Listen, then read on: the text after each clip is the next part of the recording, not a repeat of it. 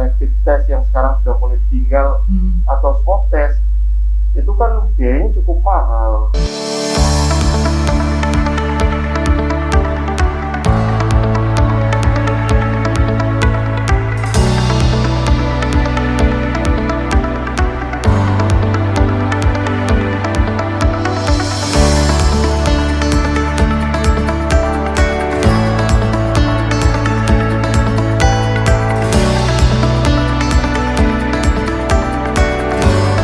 Ya, masih bersama Nabla dalam belak-belakan untuk episode kali ini bersama Dr. Budi, spesialis penyakit dalam. Nah, itu konsultan gastroenterologi. Jadi kebetulan saya itu banyak berkecimpung di bidang yang berkaitan sama pencernaan. Ya, jadi gastroenterologi itu adalah gangguan pencernaan. Jadi bisa dari lambung, usus, liver, ya, usus besar, usus halus, ya.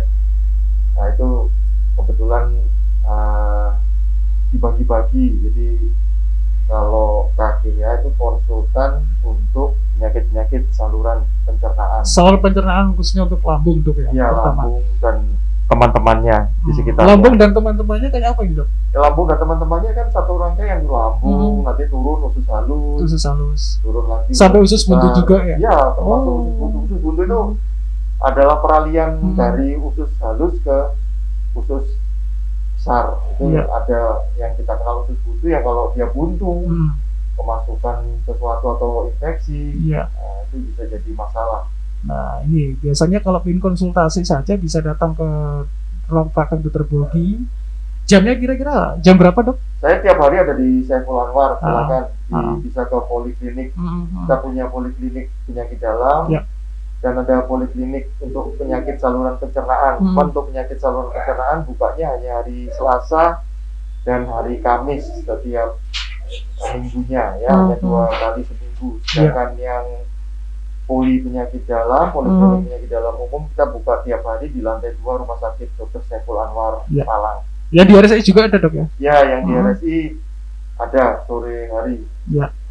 Dan ngomongin soal kalau penyakit dalam, Dok, ini berkaitan juga maraknya karena masih musim pandemi COVID-19. Untuk stamina sendiri dari orang yang istilahnya sakit dengan pencernaan itu, apakah rawan tertular virus? Nah.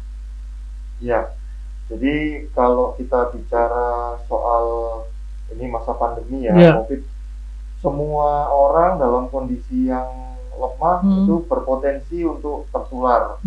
Ya, jadi kalau orang-orang untuk yang berkaitan dengan penyakit-penyakit di saluran pencernaan, biasanya untuk orang-orang yang punya penyakit liver, ya. Jadi salah satu yang kita rawat, yang kita tangani adalah penyakit-penyakit seperti hepatitis B, hepatitis C. Jadi penyakit-penyakit hepatitis ini pada tahap-tahap tertentu bisa terjadi hepatitis yang kronis. Bahkan komplikasinya bisa terjadi yang namanya sirosis atau livernya atau hatinya itu mengkerut. Nah, pasien-pasien inilah yang membutuhkan penanganan yang lebih serius, dalam artian kewaspadaan yang lebih. Karena pasien-pasien kronis ini yang berpotensi untuk mengalami perburukan atau tertular dengan COVID-19, ya. Biasanya kalau pasien itu kan sudah masuk di rumah sakit, Dok. Ini apakah juga masih mudah juga tertular oleh virus corona ini?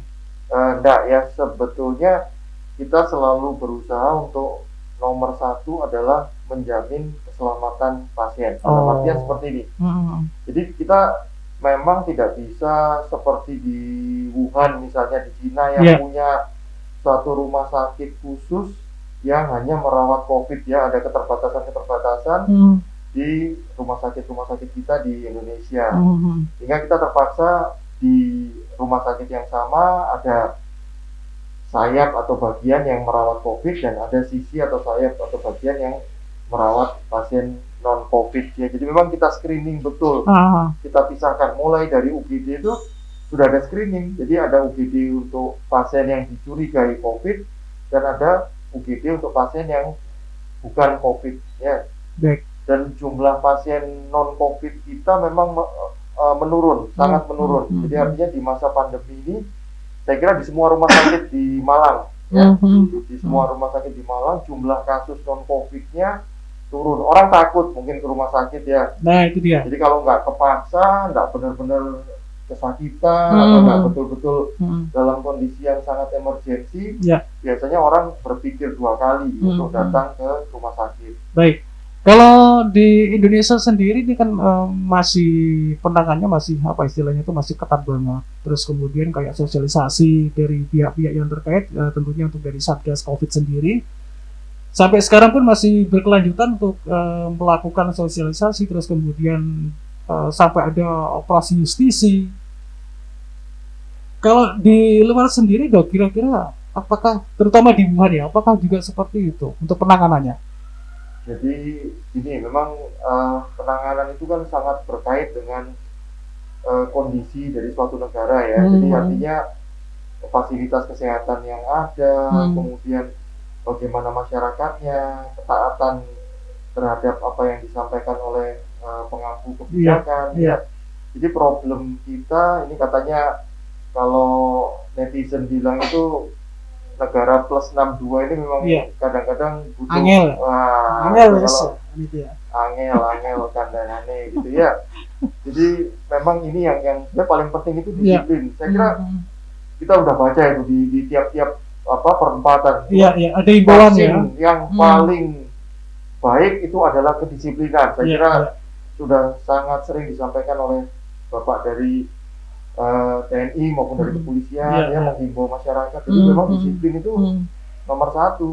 Kalau disiplin itu nggak bisa, karena kuncinya ya 3 itu aja. Jadi mengenakan masker, rajin mencuci tangan, dan menjaga jarak. Itu yang kadang ya apalagi kalau sudah 6 bulan atau seperti ini kan jenuh orang suruh di rumah terus. Apalagi yang nggak bisa beraktivitas itu mungkin ada ini untuk tetap bisa keluar rumah, tapi nggak masalah, silakan bekerja, silakan beraktivitas, tapi jaga betul ya masker, kemudian cuci tangan dan jaga jarak itu diperhatikan betul ya. Jadi artinya jangan ada alasan, waduh ampek, nggak mau, males, nggak bisa, capek dan sebagainya. Mengenakan masker itu sebenarnya jangan dijadikan alasan. Itu sebetulnya untuk penanganan baik dari personal dok ya, atau dari individu dok ya. Betul. Kita coba untuk flashback dok.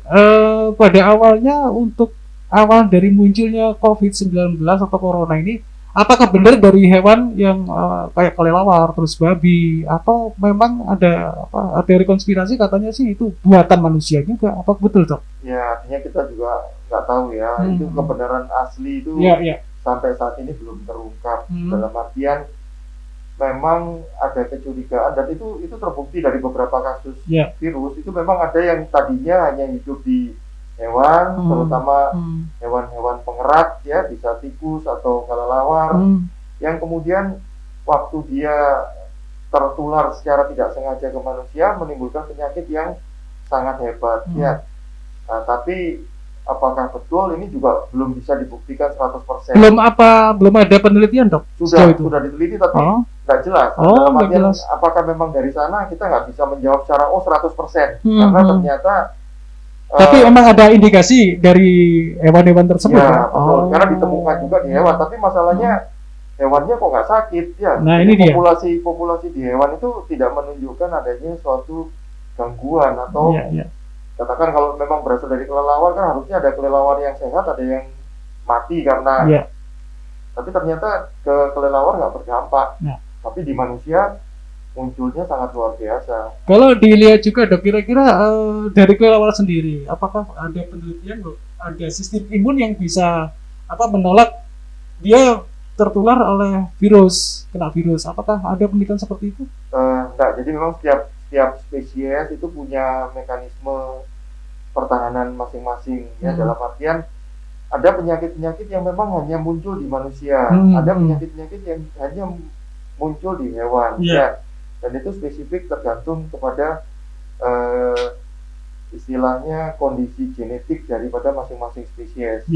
Cuman memang faktanya pada manusia penyakit ini ternyata menimbulkan suatu gangguan yang luar biasa berat sehingga sampai menimbulkan kematian yang sangat banyak. Dan ini lagi dok, ada lagi kan kayak hewan pengerat kayak kelelawar tuh ada yang dijual juga atau istilah codot lah. Atau kalau nggak sih tikus hutan itu kan biasa dikonsumsi juga. Seperti yang ada di pasar Tomohon itu ada pasar hewan yang ekstrim ya, kuliner ekstrim. Itu apakah juga berpengaruh dalam penyebaran COVID-19 ini? Secara teoritis mungkin bisa, tapi secara faktual kayaknya kita tidak punya data ya. Artinya di Sulawesi Utara ternyata angka kesakitannya sama seperti di DKI Jakarta. Dalam artian sebetulnya apakah betul itu memang murni dari sana kita tidak bisa jawab. Tapi yang pasti adalah penularan dari manusia ke manusia yang itu sudah pasti dan lebih mengkhawatirkan. Karena biasanya kalau mengkonsumsi makanan ekstrim dan itu dimasak secara benar, sebetulnya virusnya pasti akan mati. Jadi virus ini adalah virus yang sangat mudah menular. Dalam artian dalam sepersekian detik begitu dia berpindah dari satu orang ke orang lain lewat tetesan ludah atau droplet, dia bisa menulari orang lain. Tapi dia juga sangat lemah sebetulnya. Lemahnya karena apa? Karena kena air sabun aja dia rusak. Jadi struktur luar daripada virus itu mengandung suatu zat yang dia tidak tahan terhadap air sabun. Makanya kenapa kok mencuci tangan jadi salah satu pilihan yang murah dan mudah. Karena ternyata begitu kena air sabun aja dia udah rusak. Jadi kalau dia kena air sabun, apalagi kalau kena hand sanitizer yang mengandung alkohol, dia pasti rusak. Jadi makanya dengan rajin mencuci tangan ya, dan mencegah supaya tidak ada virus yang masuk ke daerah muka. Sebetulnya salah satu tujuannya menggunakan masker itu kan mencegah masuknya virus, karena dia masuknya lewat pernapasan, lewat mulut dan lewat mata. Jadi lewat mata bisa dong.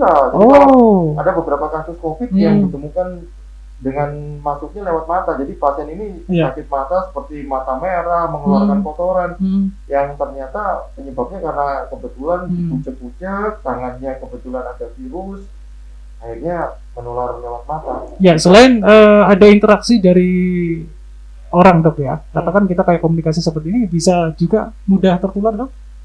Ya, jadi sebetulnya kembali lagi kuncinya adalah masker, karena masker itu melindungi. Kalau melalui sentuhan dok? Kalau sentuhan bisa, kalau ada virus di tangan saya, kemudian saya menyentuh seseorang, kemudian orang itu kemudian menyentuh mukanya ya, wajah ya, jadi hidung, mulut atau mata, dia bisa menular selama virusnya masih hidup. Kan tadi ada jangka waktu ya, virus bisa bertahan di luar tubuh. Tapi kalau kita cepat pakai hand sanitizer atau pakai cuci tangan, virusnya akan mati, jadi akan aman. Jadi memang penularan lewat sentuhan itu sangat dimungkinkan. Makanya kenapa ada jaga jarak itu. Dengan menjaga jarak, kemungkinan menyentuh orang lain akan makin kecil, risiko penularan juga akan makin rendah. Ini kalau di istilahnya di luar dok yang lebih rawan ya. Terus kalau sama keluarga gimana dok? Ya, kalau di rumah itu? Begini, kita itu kan kalau di satu keluarga asumsinya dalam kondisi yang sama. Jadi berangkatnya harus dari masing-masing. Jadi kita menjaga, nomor satu menjaga keluarga kita masing-masing. Lah, kalau di luar kan kita nggak tahu. Kalau di dalam itu kita bisa pastikan, karena kita tahu dari menit ke menit, jam ke jam kondisi orang yang berada satu rumah dengan kita. Yang paling utama adalah menjaga kondisi di luar rumah yang kita tidak tahu. Kan kita katakan pergi ke suatu tempat, duduk di sebelahnya orang, kan kita nggak tahu statusnya yang di sebelah kita itu sehat, karena tidak semua orang yang kena COVID itu pasti demam, batuk, sesak, belum tentu. Sebagian besar justru dalam kondisi yang sehat, baik-baik saja. Jadi yang menunjukkan gejala klinis berat itu sebetulnya nggak lebih dari 30%. Nah, itu yang harus diwaspadai. Dan itu bisa jadi sumber penularan. Kita tahu misalnya beberapa pejabat setelah kunjungan ya, kebetulan yang paling rawan makan bersama ya, makan kita lepas masker. Kayak join juga itu dok ya? Ya, itu kita nggak tahu ini orang sakit atau enggak, akhirnya dengan mudah menular. Tapi kalau di keluarga kita yakinkan bahwa kalau di luar kita bisa menjaga aman, insya di rumah kondisinya juga akan aman. Kecuali kalau dalam keluarga ada yang positif, kan kita bisa lakukan isolasi mandiri di rumah ya. Ada ya beberapa pasien itu karena keterbatasan ya, nggak punya ini dan kondisinya masih baik, dirawat di rumah ya, diisolasi mandiri di rumah. Nah, keluarganya harus mengenakan masker kalau ini posisinya ada salah satu yang positif. Ya, lebih efisien gimana dok? Isolasi mandiri di rumah atau di rumah sakit? Sebetulnya kalau bicara soal efisiensi tergantung kedisiplinan, Mas. Oh gitu. Selama kita di rumah itu bisa jaga diri, menggunakan masker terus-menerus bila keluar kamar. Jadi kalau kita di kamar sendirian, mungkin lepas masker nggak apa-apa. Tapi begitu keluar, kan kita interaksi dengan keluarga yang lain. Kalau kita misalnya mau ke dapur atau itu yang, kalau yang strict harusnya dia di kamar aja. Kalaupun keluar dikasih tempat yang tidak bergabung dengan anggota keluarga yang lain. Mungkin pagi mau berjemur ya, kena sinar matahari pagi ya, dicarikan space yang dia keluarnya itu nggak perlu bertemu dengan keluarga yang lain. Kalau ada misalnya pintu khusus dia untuk dia sampai ke halaman, atau mungkin kamarnya dipilihkan yang depan supaya dia gampang, jadi aksesnya dibedakan dengan akses keluarga yang lain. Karena kalau di rumah mungkin dia lebih tenang, lebih santai, nggak tegang, tapi kedisiplinannya yang harus dijaga. Kalau di rumah sakit itu kan ada yang mengawasi, jadi pasti orang akan cenderung disiplin. Di rumah sakit itu kan dipasangi CCTV di semua lorong dan di kamar, jadi nggak bisa kita katakan berbuat yang melanggar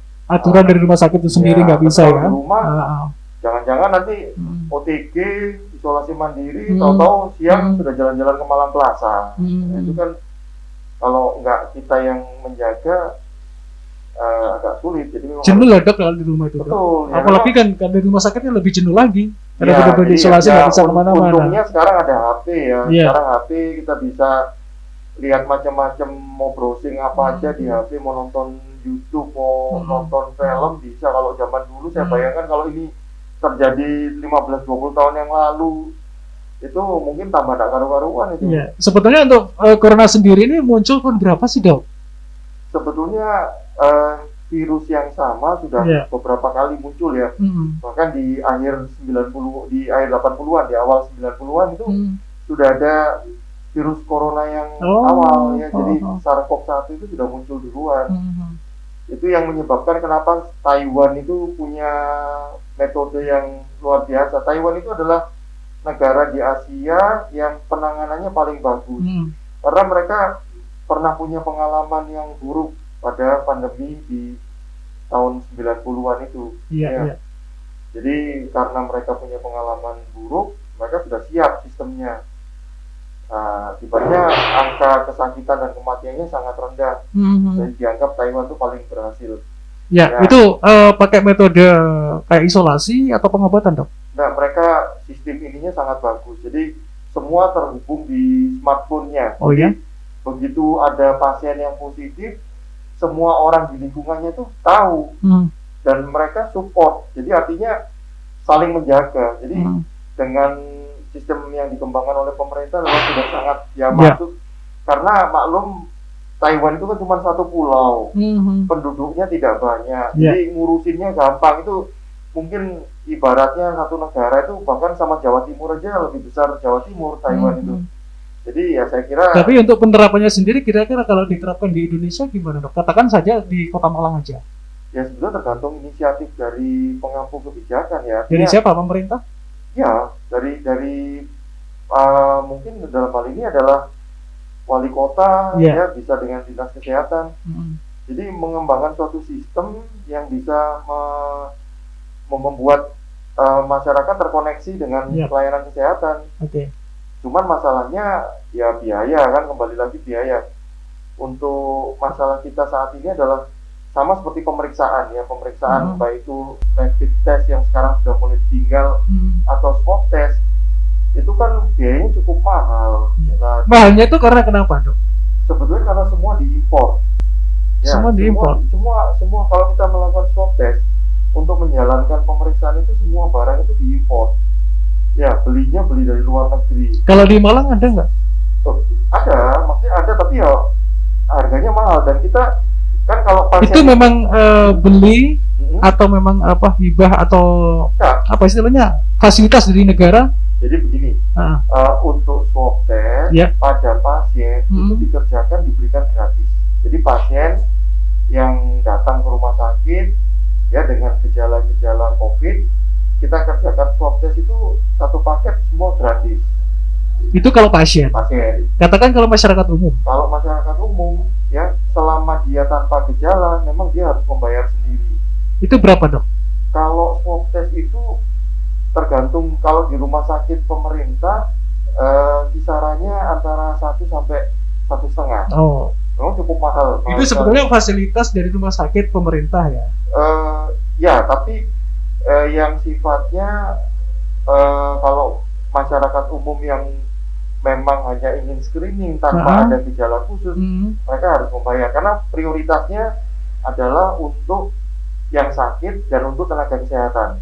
Untuk yang sakit, untuk tenaga kesehatan. Kalau seperti ini kan pencegahannya mungkin akan lebih banyak, istilahnya lebih diperlebar lagi untuk masyarakat umum. Untuk mungkin fasilitas bisa dikasihkan gratis untuk masyarakat yang ingin rapid test. Itu ya kembali lagi bahwa kita punya keterbatasan. Jadi, itu kendalanya di mana, Dok? Ya tergantung pengambil kebijakan, Mas. Kalau kita lihat ya Pak Ridwan Kamil, ya kemudian Pak Anies Baswedan di Jakarta dan di Jawa Barat, mereka memang punya program memberikan pelayanan untuk meningkatkan jumlah cakupan swab pada masyarakat.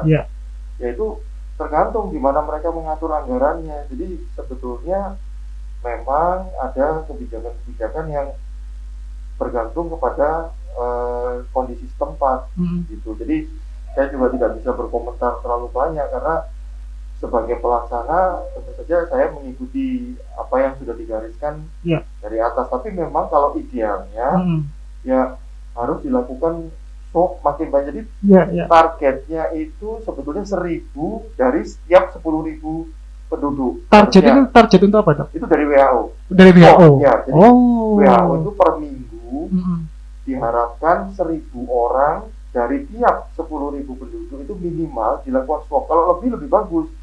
Tapi minimal segitu lah. Cuman ya kembali lagi tergantung kepada satu pemangku pemerintahan. Biaya. Kemudian kedua ya tenaganya. Kita tahu bahwa tenaga medis kita, jadi sekarang alat ditambah, alat dibeli baru, tapi nggak ada yang bisa mengoperasikan. Kan? Ini enggak untuk sebetulnya dari tim dokter sendiri, apakah semua nggak bisa untuk mengoperasikan alat swab? Bisa, tapi jumlahnya kan pasti terbatas, Mas. Jumlahnya ini tuh apa? Jumlah orangnya. Jadi kayak misalnya begini, Saiful Anwar punya mesin, tapi stafnya yang mengoperasikan itu cuma 10 orang. Anda bisa bayangkan, apa maksud disuruh kerja 24 jam? Kan nggak mungkin, kan itu bukan kayak apa namanya yang otomatis kita masukin, dia kan harus ada dan ada prosesnya ya. Betul, dalam perjalanannya ternyata kan tenaga medis kita juga berkurang. Dalam artian kalau misalnya saya ya Mas jadi petugas pemeriksa swab kemudian saya melakukan pemeriksaan. Setelah saya bekerja selama sebulan, saya harus di swab juga. Kalau ternyata saya positif, dalam artian saya ketular isolasi pasien yang walaupun saya nggak ada gejala, saya diisolasi. Kan berarti saya nggak kerja.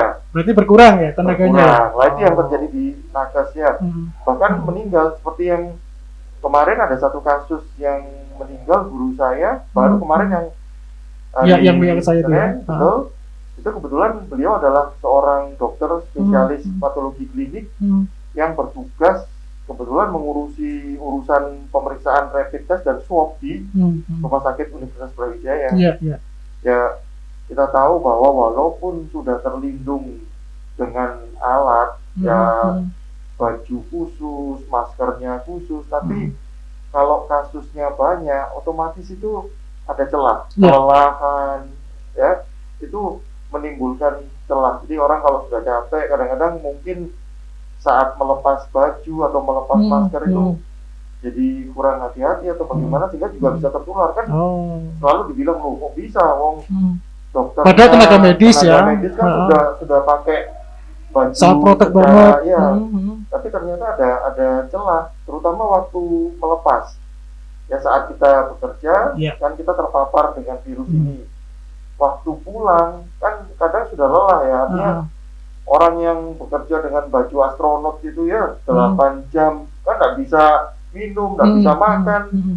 kencing aja kadang ada yang pakai pampers ya Nah karena ini nggak dia. bisa buka baju kan. Hmm, Nah waktu begitu selesai kadang-kadang kita tergesa-gesa ya. buka masker, buka bajunya, itu membuat virus yang ada di sisi luar itu masuk ke dalam Hmm, tubuh. Nah itu di situ terjadi penularan di situ. baik. Makanya ini yang agak susah. Jadi kita harus menjaga betul jumlah tenaga medis karena kalau tenaga medisnya tambah habis ya Ah, seperti tadi disampaikan mungkin di Jawa Pos pagi hari ini tadi ada hmm, bahasan mengenai jumlah dokter dan perawat yang terkena.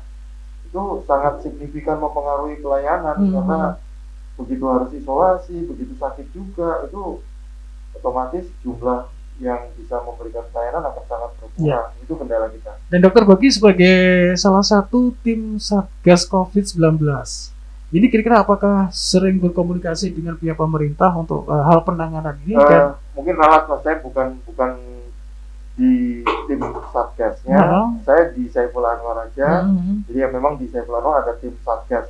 Saya kira yang saya tahu dari teman-teman yang ada di satgas, hmm, mereka terus menjalin komunikasi ya, dengan pemerintah dalam hal ini. Mungkin kalau di Malang Raya ya semua, jadi dengan Bupati Malang, dengan hmm, Wali Kota Malang dan juga Kota dengan Batu ya. ya Wali Kota Batu. Baik, kalau dari action pemerintah sendiri atau instansi terkait yang sebagai Satgas COVID-19 ini bahkan sekarang pun sampai apa adanya mobil pemburu COVID-19 kan itu. Kira-kira action pemerintah dan juga dari jajarannya atau bahkan dari tim Satgas sendiri apakah sudah tepat sasaran untuk pemberantasan COVID-19? Ya, Kalau menurut dokter? jadi artinya begini, Mas. Ah, Mungkin saya agak susah untuk menilai suatu hal yang mungkin di luar kompetensi saya ya. ya. Artinya, cuman saya melihat suatu upaya yang cukup baik Hmm, dari masyarakat, dari pemerintah untuk hmm, memberikan informasi dan penyuluhan kepada masyarakat. hmm, Tapi sekali lagi saya hanya bisa menghimbau masyarakat hmm, untuk bisa mematuhi ya karena apapun yang dikerjakan oleh pemerintah itu kan sifatnya cuman sesaat ya. ya. Nah, yang bisa menjaga, yang memelihara, maintenance Hmm, itu adalah masyarakat sendiri. Karena kembali lagi kalau semakin banyak yang sakit, hmm, maka fasilitas kesehatan nggak akan mampu. ya, ya, ya. Kita punya keterbatasan jumlah kamar, jumlah alat, jumlah perawat, jumlah dokter itu terbatas. Jadi Hmm, kalau yang sakit sedikit itu kita bisa mengatasi. Jadi nggak apa-apa gantian sakitnya, jangan sakitnya bareng. ya kalau bisa jangan sakit dong. Iya, Kan lebih gitu. baik jangan sakit ya. Tapi kalaupun sakit, makanya dengan metode-metode yang dikembangkan saat ini itu diharapkan Ah, kalaupun sakit ya, jangan dalam jumlah yang banyak bersamaan karena ya. rumah sakitnya nggak akan mampu. Hmm. Gitu.